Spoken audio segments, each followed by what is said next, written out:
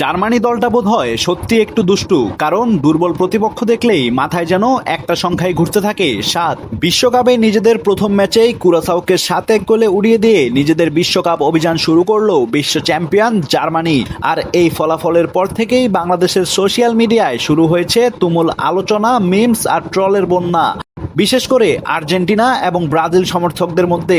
Argentina সমর্থকদের দাবি জার্মানির নাকি পুরনো অভ্যাস দুর্বল দল পেলেই 7 গোল দিয়ে দেয়। অন্যদিকে ব্রাজিল সমর্থকদের দাবি জার্মানির কৃতিত্বের ভাগ বসায় আর্জেন্টিনা।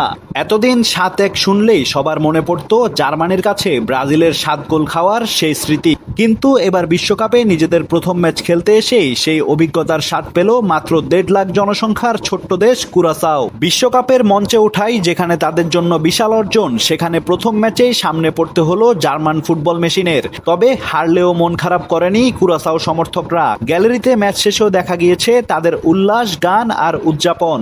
আর দেখা যাবেই না বা কেন, মাত্র 1.5 লাখ জনসংখ্যার একটি দেশ বিশ্বকাপ খেলছে, এটাই তো গর্বের। অন্যদিকে মন ভালো নেই ব্রাজিল সমর্থকদের। জার্মানির 7 গোলের এই ইতিহাস পুনরাবৃত্তি দেখে ক্ষতটা আবারও একটু আঘাত করছে। সব মিলিয়ে বিশ্বকাপে নিজেদের প্রথম ম্যাচেই জার্মানি বার্তা দিয়ে দিল এবার শুধু অংশগ্রহণ নয়, ট্রফি নিতেই এসেছে তারা। আর কুরাসাও তারা বিশ্বমঞ্চে নিজেদের অস্তিত্বের জানান দিয়ে গেল।